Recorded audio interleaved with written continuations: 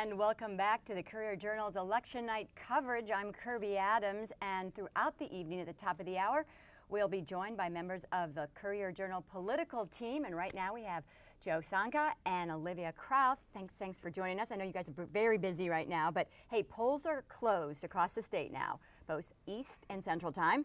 And we're starting to see some interesting early numbers coming out, indicating that Andy Beshear is ahead of Jack Conway in rural communities. And before you think we don't know what election this is or what year this is, explain that to us a little bit more and why that's so important. So one good way to analyze what's happening early in the race right now is to compare the performance of Andy Beshear and Matt Bevin to the performance of Jack Conway and Matt Bevin back in 2015.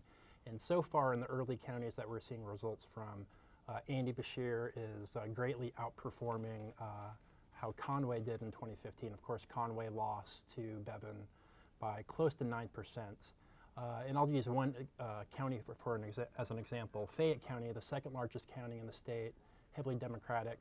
Conway won that county over Bevin by about a 10,000 point margin. Right now, they're still counting votes in Lexington, but after counting most of the votes in that county, Beshear has already built up about over a 30,000 point margin over Bevin. So he's doing much better.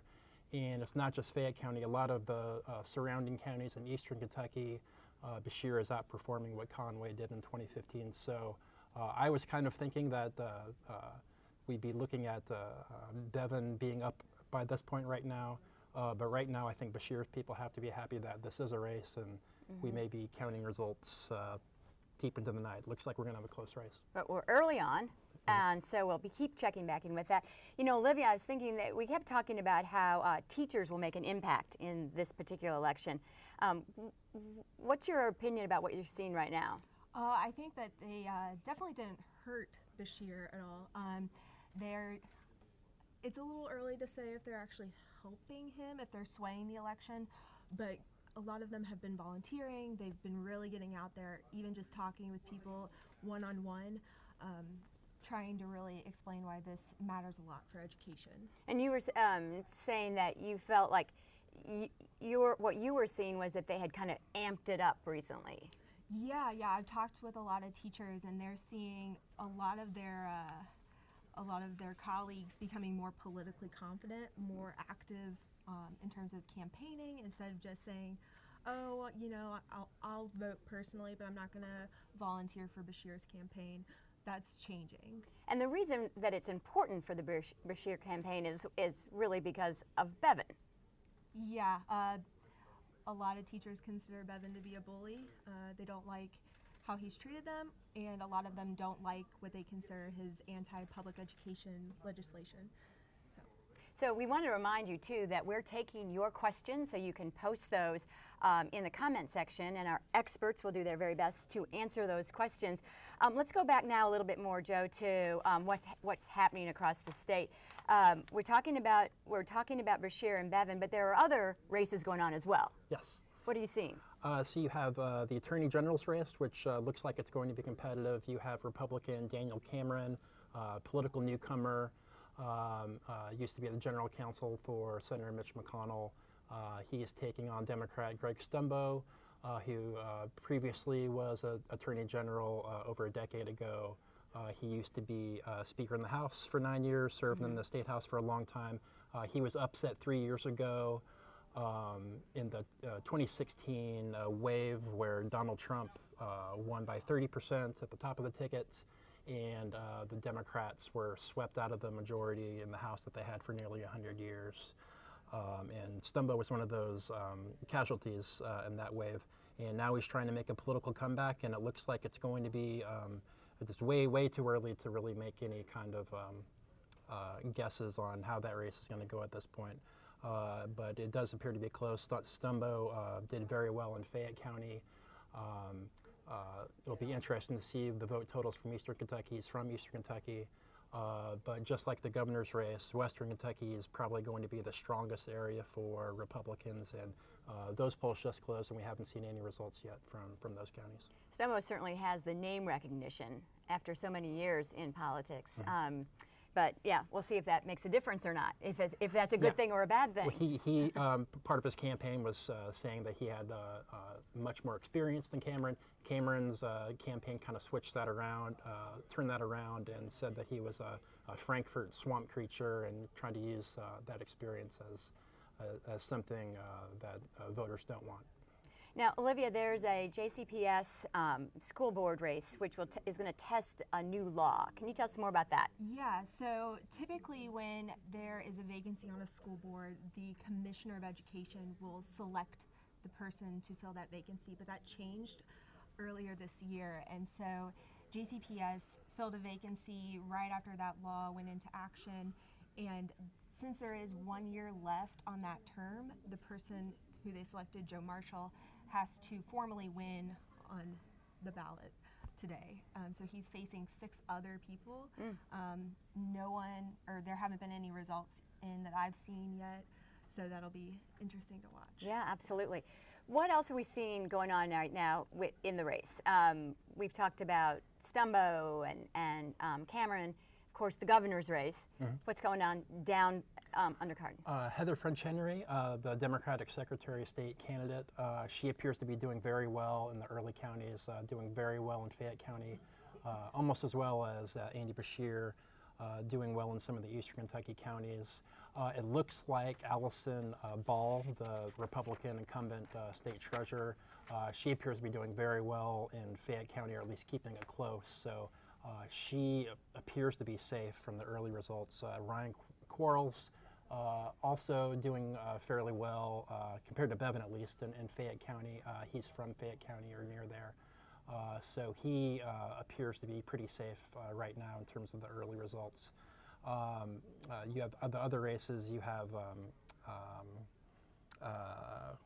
I'm drawing a blank. What is the other race? Hey, you know what? While we think about that, we have a question. Okay, and I always love it great. when we get a question. And go ahead and send more in if you'd like. Here it is. What does Beshear need to win Jefferson County by? So how much does he have to win by to have a legitimate shot? Well, let's take a look at the 2015 race. All right. If I'm just going to pull up my Because you little have spreadsheet so much here. great data there. Thank you. So in Jefferson County, Conway won by almost 20%, and his vote margin was about 37,805. Actually, exactly 37,805. So that's approaching what Beshear's winning by in Fayette County, and Fayette County, is, of course, is much smaller than Jefferson County. So if Beshear can win Jefferson County by the margin that he's winning in Fayette County, that's going to push that vote margin up even further for him. So Jefferson County is just starting to come in. I have not seen a lot of results from it yet, but if he does as well in Fayette County that he did in Jefferson County, he's going to be in pretty good shape. Okay. All right, we have a question for Olivia as well. Olivia, they said, is there any chance we can ever have a larger school board given how populous Jefferson County is at this point? I have no idea. Well, that's fair. I know that there are some counties that have smaller school boards, so we do already have a larger school board. I don't know. That's a good question. See, this is live. This is what happens when we're streaming live. We get questions. We don't always know all the answers, but we appreciate you sending those in to us. What else can we take away from what we're seeing in the early numbers? Well, I would say that Democrats, I would say that Governor Bevan was interviewed by the New York Times with a story that came out a couple days before the election. He said he was going to win by anywhere from 6% to 10%. If you look at the early results from Fayette County and a lot of eastern Kentucky, some in northern Kentucky where Andy Beshear is outperforming, at least the early results show he's outperforming how Conway did in 2015. I would be very doubtful that Bevan wins by that kind of margin if he wins at all so far. And I think that kind of dovetails into this question that we just got. Is there anything noticeably different about how Northern Kentucky is voting this year? And you sort of just answered that for us, but yeah. if you can... if you look at, actually some more results have come in. Beshear is winning Kenton County by close to 2,000, by over 2,000 votes right now. He's up 60%. Bevan won that county by a large margin in 2015 over Conway. Bevan won that county by 18%. So they're basically flipping the results in that county. And that's in northern Kentucky. Yeah, that's in northern Kentucky, Kenton County. That's a very high population. That's 30% of the vote in there. Also, Campbell County, Bashir has a 2,000 vote margin. That's 43% of the county in. He's winning. He has 59% of the vote to Bevan's 39%. So a 20-point margin. And if you go back to 2015, Bevan beats Conway. Let's see, Campbell County. Bevan won by 12%. He had a 2,000 vote margin. So those two counties alone in northern Kentucky, that shows that Andy Bashir is doing much better than Conway did in 2015, and that has to really make his supporters happy. It does show that Boone County, I believe, has more than those other two counties. Bevan is winning that county, but he's winning by about 15% margin. In 2015, he won that county by 35%. So that's kind of an example of the early results.